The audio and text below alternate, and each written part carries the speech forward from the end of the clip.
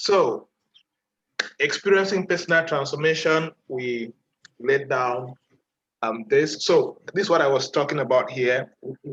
So, what do I really mean by experiencing personal transformation? And because it's something that is the foundational basis. This is very important because, as I was saying earlier on, in my job as a coach, as a consultant, I've had the privilege to coach, like, for example, celebrity artists in Cameroon, to consult with large businesses in the country, with men that have been in business for 30 years and some who are maybe crumbling, their careers are crumbling down because it's like they built their lives in the air and there was no strong foundation. And that's why I believe that when anybody understands how to go through the process of personal transformation, which directly affects their careers or what they're trying to build as societal contributors, is very, very important. So it's the decision and the process of changing who you are and becoming the person you want to be. It sounds very simple, but it's not that simple. And I said earlier on that I have experienced that people who have come to me seeking for personal transformation are people who are tired of their current situation. And I gave examples of, like, for example, there's a client I'll be meeting next week, and the problem is he has been in business for 8 years and he has tried to open an international branch in another country and he has always failed. So he's like, is this something wrong with me? Or is something wrong with my business model? Or I don't know what is wrong, but I just need to talk to you and you help me understand what is wrong with myself. So at that point, he may be experienced, he may need personal transformation and he may need business transformation. So the bottom line is you are tired of your current or your current dispensation. Please mute yourself if you are in a noisy area. I will just mute everybody. You want to talk, can unmute yourself. Good. So, and as I said here, if you desire to break out and stand tall in whatever I want to do, I want to tell you the first thing to do is to master the art of personal transformation. And as I said earlier, it's not a one-time thing. It's a continuous process until you sign out of this world. It's a continuous process. It's not something that you do today and you don't do tomorrow. As long as you desire to consistently grow in your business, in your career, in your corporate job, whatever you desire to do, you need to intentionally work in that area. And I said also that the requirements for personal transformation includes three key things. You need commitment, you need discipline, and you need to know how to make hard decisions that the flesh will not like. That the third one, from my experience, is the hardest part. It's possible for somebody to be disciplined, to be committed, but when it comes to making that hard decision that sometimes will displease your flesh, it can be very difficult. And you need to understand how to manage that when that happens. So how do you experience personal transformation? Let's get to the how. And I always like to talk about the how, the simple process that you need to pick up, you start executing, and you may start seeing results immediately, or you continuously do that, and the compound interest effects start happening in your life, and you may start seeing results 3 weeks, 3 months, a year from now, whatever it all depends on the model and the hard work you put in. Number one is change your belief system. Change your belief system. For example, again, I'll give a lot of examples about the people I've worked with, consulting and coaching. For example, there is this lady that came to me that she had an incredible business. I mean, her business was incredible. And when I looked at that business, I was like, do you know that in your third year of operations, you can be making 10 million francs in sales every month? She shouted, and she could not believe it. In her mind, she did not know that in her lifetime, she can make 10 million francs of her own in a month. So she had the wrong belief system, even though with a very good business idea. There's another client that a friend of mine is working with right now that she currently has a shop. But when this friend met her, she was in the house. I mean, in the house, doing the business in the house. And this my friend told her that this is why you can be a celebrity in 3 months. The girl said, no, I don't know how to be in front of people and all of that. And when this my friend started coaching this girl and working with her, exactly 3 months after, she rented a shop in Bonaberry, and they created a Facebook page, did good branding on it and everything. And now, just yesterday, she was able to ship her first products to London and Germany. And trust me, one of the biggest challenges that we had working with this lady was changing her belief system to believe that she has a good business, she can be very successful, she can be influential, she can be popular, and she can sell this product internationally. So you see that her belief system was affecting her business, and she was staying at home with a good business that could go international, but with the wrong belief system. So your belief system is responsible for your actions and your current output in life. Whether you like it or not, whatever you're handling right now, your belief system is partly responsible for engineering whatever you're doing right now. Number two, commit to self-redefinition. That means you have to master the art of consistently redefining yourself. You cannot experience transformation if you are stuck with only what you know. So your level of knowledge acquisition, your level of skills acquisition should be consistently on a high note. That means you need to master how to understand the perspective of different people, process this perspective, and pick what you have and use it for your advantage. You're always seeking for what relevant knowledge do I need to acquire so I can be the person I desire to be. So you're always on this journey of redefining your knowledge capacity. And number three, consistent actions. Consistent actions. So you see, somebody said that consistency is the bedrock of any successful person. So that's why I believe that if anytime you decide in your mind to change without backing up your key actions, you are just a noisemaker. And the point is, it's not just about what you do every day, it's about what you do consistently for a very long time. There's something I call value creating activities. Every job, every business, every dream has something that is called a value or some things that revolves around value creation activities. What do I mean?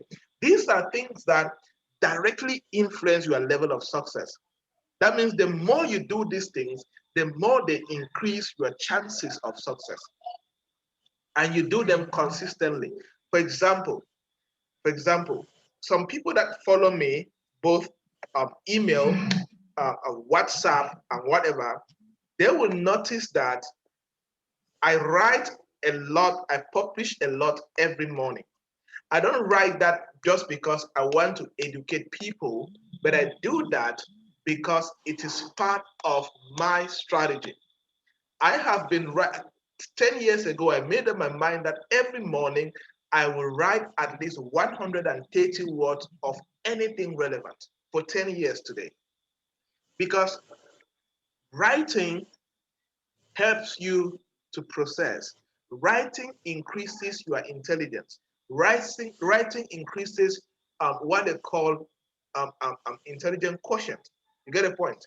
And writing helps you to be in that position whereby you are able to analyze the perspective of other smart people, create your own perspective, merge them together, and you can always create something that is attractive or something that other people can pick and use.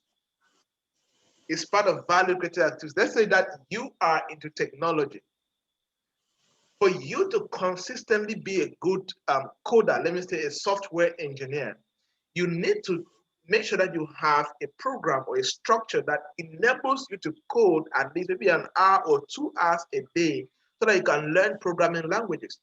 So imagine somebody who codes at least 2 hours a day for 15 years, every day for 15 years, and somebody who codes just 1 hour in a week for 15 years. Who do you think would be better? The point is the person who has done it every day for 15 years will be 10 times, 1,000 times better than you that you were lazy. And that is why consistent actions in the relation of value creating activity can change your life if you do it right. That's why I believe in proactivity and always making progress. Number 4 is organize and prioritize. We need to learn how to take control of our lives by taking control of our time and activities. And there's a level of maturity where you arrive, you begin to notice that you don't actually manage time, you manage activities because you cannot ask the clock to stop ticking. You need to manage your activities, then you manage your time. And you cannot be so disorganized and so everywhere, and you expect to handle a certain level of success. That's why I say you cannot experience transformation with distractions and poor focus on their key activities. Again, let me share you a practical example. One of my clients called me a few weeks back and said, I've achieved in 6 months what I've never achieved in the last 3 years. So one thing I did for him was I built what I call a priority sheet for 4 months priority sheet. And anytime in that priority sheet, I sit with him in a coaching session and we program his activities and all the key things as far as his business, as career is concerned, that he needs to do for the next 4 months. And when that 4 months is done, he comes for a new session and we design for the next 4 months. And his job is that he needs to submit all of those, the result of what he has achieved um, um, every week to me. I think if any of my mentees is anybody following this who's a mentee, they know that one of the conditions of me mentoring you is that every Saturday evening you submit to me the things you have achieved for the last couple of weeks, for the last 5 days, sorry. And every Sunday evening, you submit to me your goals for the next 7 days. You do that. Like there's a mentee of mine I'm mentoring her for almost 4 years today. In the last 4 years, she does that every week. One of the things I'm trying to teach them is to master the art of being organized and prioritizing their core activities and pushing it to achieve the results that they desire. I don't believe in guesswork. I don't believe in try and error. I believe in systems, processes, strategy, hard work in the right direction. You always see the results. So if you are disorganized, distractions and poor focus are everywhere around you, it directly automatically affects your career and business. I have made the most disorganized businessman ever. I mean, this is somebody that his business is doing well, company is doing well, but he's always broke consistently every year because he's so distracted. He has poor focus. He poorly manages his money and all of that. His employees are always resigning every year, and just doing the right organization and priority in his activities and his personal life, the business turns around. So for you to experience personal transformation, you need to make sure you're organized and you master priority. If you are still following, indicate you are following in the chat box or just say I'm following by saying something. I'm following. Good, thank you. Another person. Let me go to the chat box. I'm Richard. following. Good, thank you, Richard. Thank you, Vera. Yes, the last person who is following. I'm following. Watchman. Excellent. Thank you so much. Good. Let's proceed then. What you're seeing on the screen are some of my courses. I have over 18 courses designed or so that you can take them on your own. Entrepreneurs mindset and habit set. The things I'm teaching right now, this course particularly has gone deeper into it to teach you the mindset and the habit set of entrepreneurs that will take you places. Self-discipline is so deep and very important in success. You can get that. These are all ebook courses. Take them, you study anytime you want and all of that. How to stay motivated, blah, blah, blah. Good. Let's proceed. Number 5, join the success gang. Aha. Yes, if you desire to experience personal transformation, it is imperative for you to join the success gang. Get rid of your negative people and embrace relationships that do 3 things. Follow me carefully. If you are in a relationship, even the person you are dating, even the person that you are dating, you're in a relationship, and that friendship or that relationship is not supporting you, you are not being empowered, and you are not being inspired, you need to start making decisions about that relationship. And it's a two-way thing. Look at the second part. I said, do not only learn from them, but also strive to contribute value to their lives. So you should also be a person who is supportive, you empower, and you inspire people to shoot for greatness. It's a two-way thing. And trust me, relationships are very powerful in this journey of significance and contributing to societal growth and becoming influential. The wrong person can hold your success down like for 5 years. And the right person can take you 10 steps ahead into your career in just 24 hours.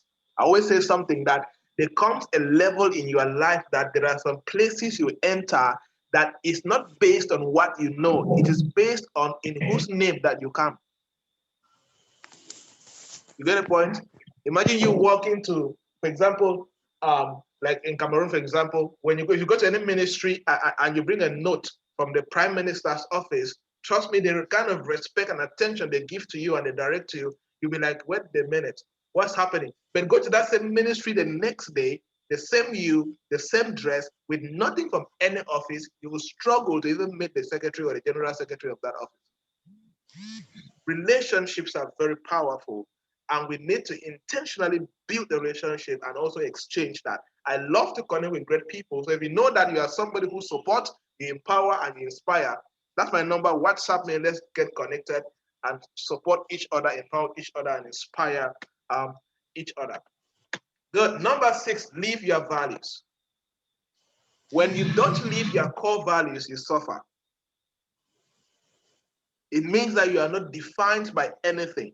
It means that you are not held accountable by your own self. Trust me, you will.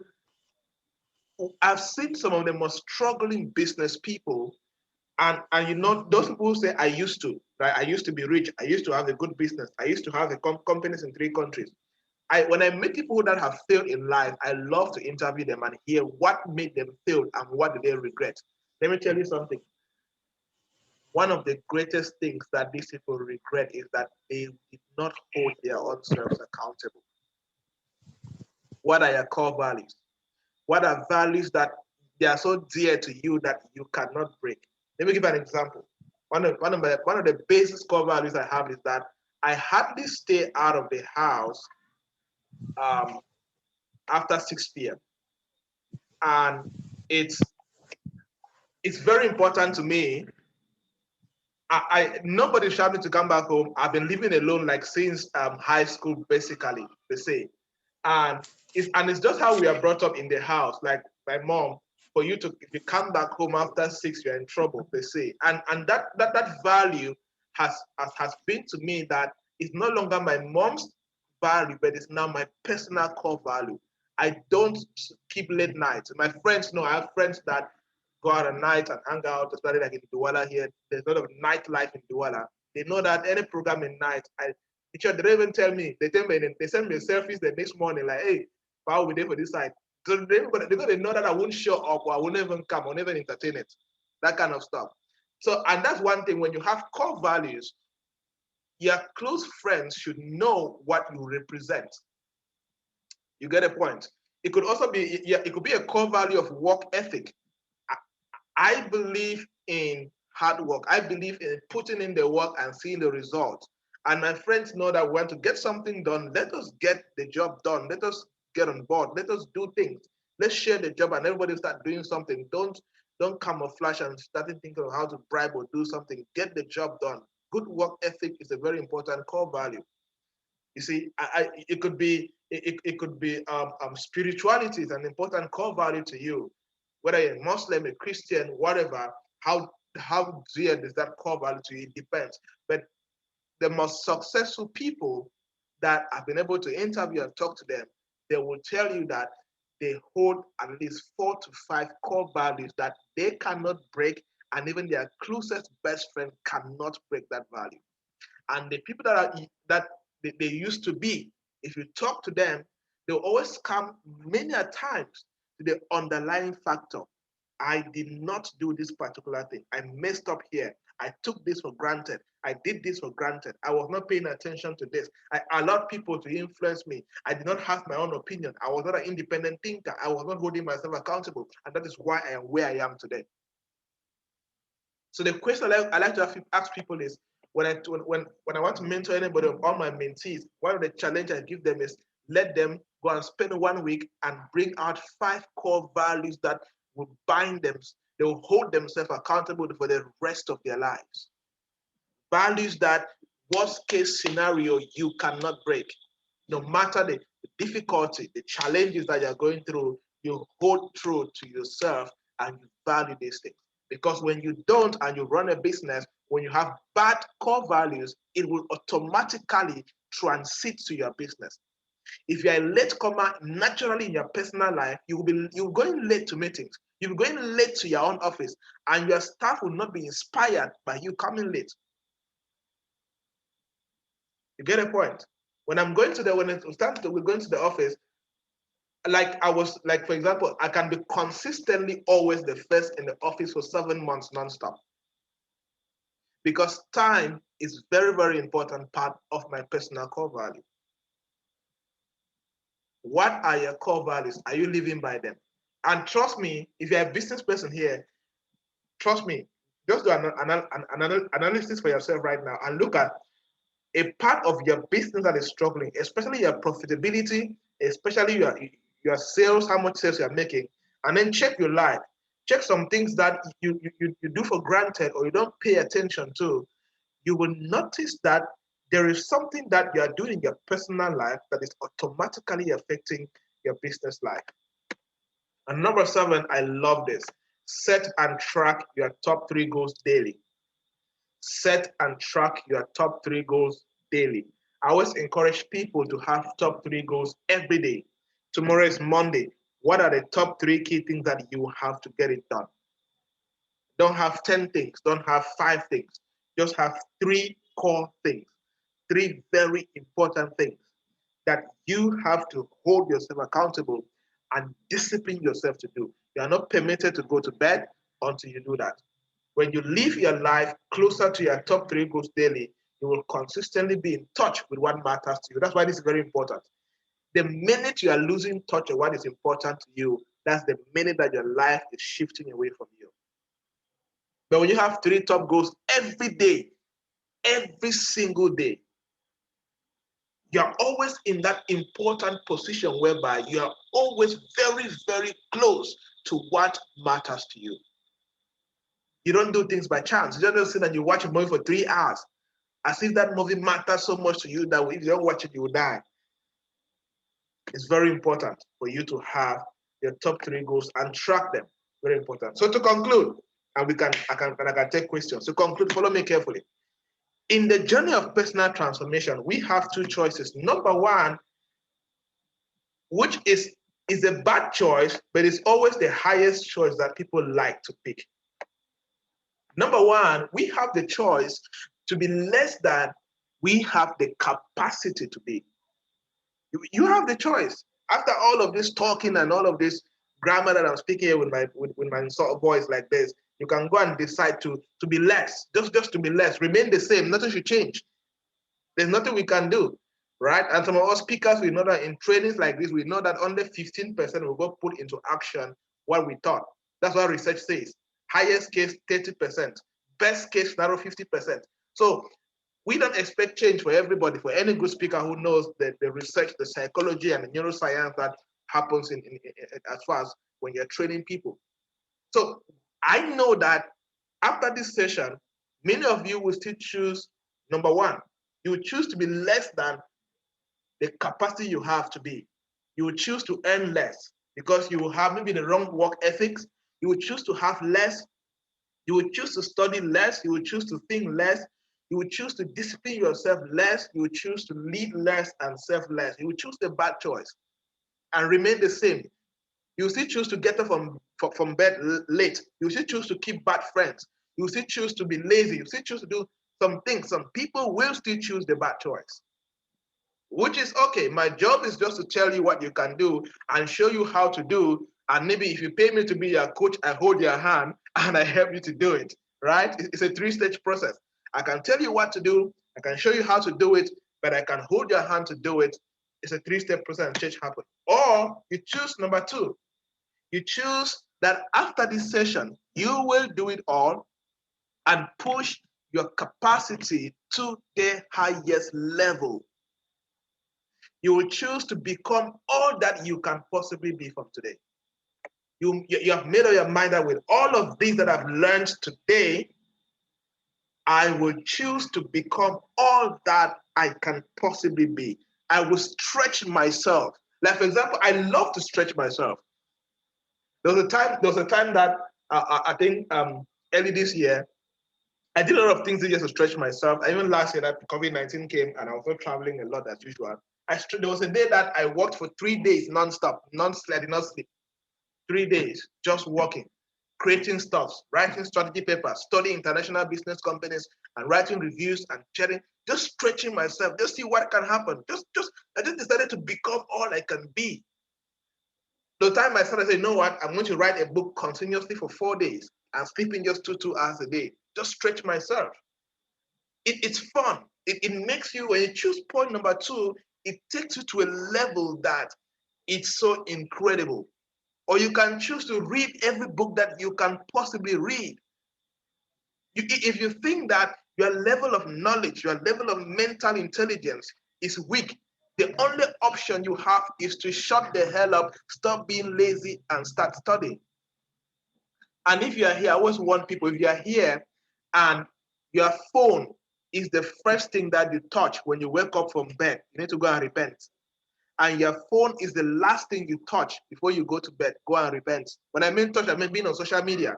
I always recommend my clients and mentees, is if your sleeping time is 11 p.m., follow this carefully. Your sleeping time is 11 p.m., please go offline at 10 p.m. and study for 1 hour. Read the Bible, read an inspiring book, read something that will that will take your mind to a good stage. There are some of you that you go to bed, you dream that they're beating you in the village. How will you not dream bad dream in the village? When you're only seeing the terrible things on Facebook and negativity, you go to bed confused and stranded and disturbed and all of that. And if you wake up normally at 4 a.m., please don't touch your phone until 5 a.m. Don't go online. Study something empowering, something inspiring, something inspirational for 1 hour from 4 a.m. to 5 a.m. before you go online. You see, if you do that for just a year, you'll be amazed at how you will improve your intelligence. You know, the mind is a muscle. Your brain is a muscle. If you don't build it up, nothing will change. It will not change. So you can choose to earn as much as possible. You can choose to give and share as much as possible. You can choose to strive and produce and accomplish goals and win awards and travel different countries. You can choose this path, but it is all your decision. So therefore, we all have a choice here. And as I said, many of you will still go and remain the same and choose the red choice, or some guys choose the good choice. So you have to choose simple. To do or not to do, to be or not to be all or to be less or to be nothing at all. That choice is there, but you have to make the decision. But of course, I will encourage you to make the strong decision. When you experience personal transformation, you make the strong decision of you do it all, you choose to be all, and you choose to be all times two. Thank you so much. Questions? I can take them now. Okay, thank you very much, Javnyuy.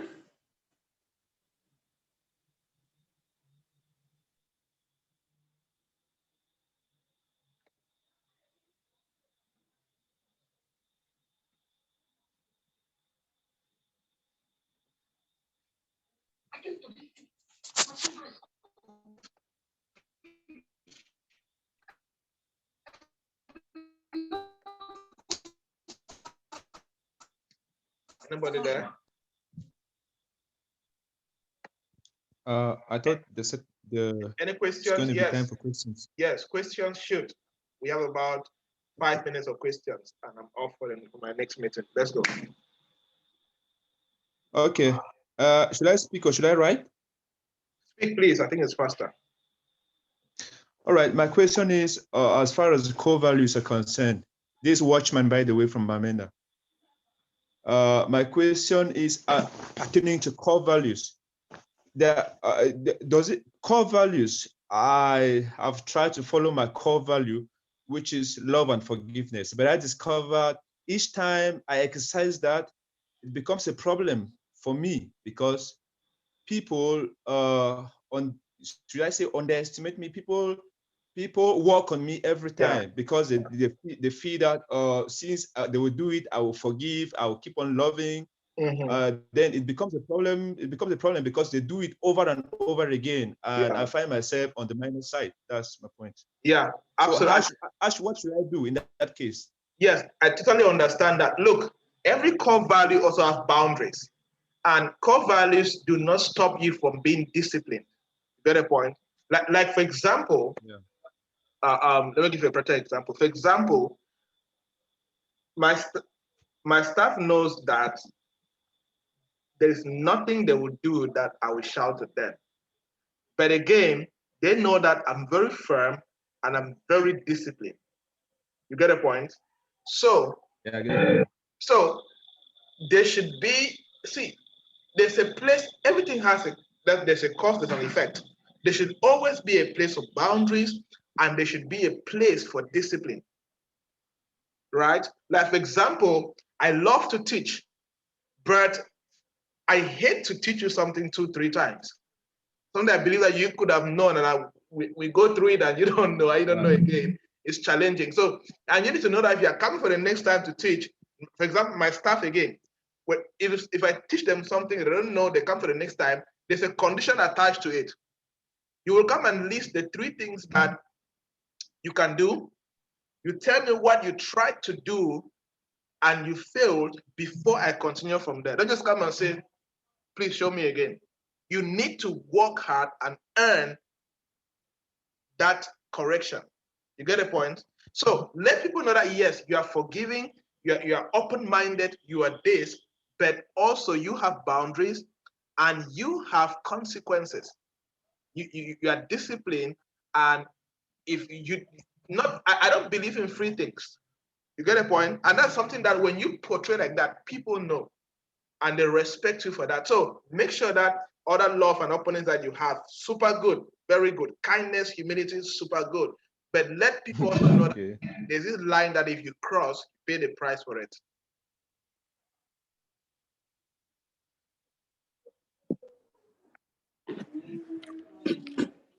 Next question. All right. Good evening, sir. Good evening, Richard. Yeah, this is Mr. Ayong talking. Hey, boss himself. It's Ayong. Yeah, that's my English name, sir. Go ahead, sir. All right. I don't know whether the question will be in line with your teaching today, but can I just ask? Yes. Go ahead. All right. So I just want to find out some tips and strategies. You know, market now is mostly digital. The digital market, we have the good, the bad, and you know how disruptive the market is right away. So what tips can you give to some of these people who are really working with good system, and the other system that are disruptive? What system can we give to those working with a good system to protect their members to stay back in the business? Again, to share personal examples so it's easy for understanding. I think last year I did a consulting course in India on robotic process automation business analysis, because in the last 2 years there has been a growth in what is called digital transformation, whereby some smart companies are coming to consultants like us and asking them, how do we merge technology and digital tools into what we're already doing? The truth is that any business in any sector that is not trying to see how they can adapt or use the concept of digital transformation to enhance what they're doing, they will be left behind. You get a point? And the truth is, every business can find technology and fit to it, whether it is how you market, how you distribute, how you manufacture, how you exchange money and your product, how you leverage on AI, machine learning, robots, anything that you can do, chat box. There are many of these things available, and there are guys available to build them that leveraging can be done. The biggest challenge I have faced, that what they're saying is that many of these founders and CEOs are not thinking ahead. They are using just insight and forgetting foresight. A good CEO leverage on insight and foresight at the same time. So because if they are calculating their market and the industry by 2030, they should already see that they have no place from 2025 if they are not leveraging digital tools and advanced technology into whatever they do, especially when it comes to marketing, exchange of value, receiving and paying out money. These 4 cases are very important as far as business movement is concerned right now. So the CEOs need to be open, very open-minded, listen, ask for advice. Sometimes there are some companies now that they just pay for experts that also come and explain to them how technology will affect their business, how competitors are using the technology, and what they can do from their hands. If they don't ask for it, or they are not that open-minded, it is hard for them to know what to do, not to talk of knowing how to do it.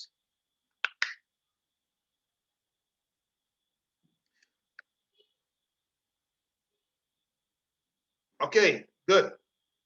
I hope the question was answered. Thanks so much, everybody. I need to jump into my next meeting. We can connect. I share my WhatsApp number. God bless you. God bless you, Javnyuy. Thank you very much, sir. Thanks so much, sir.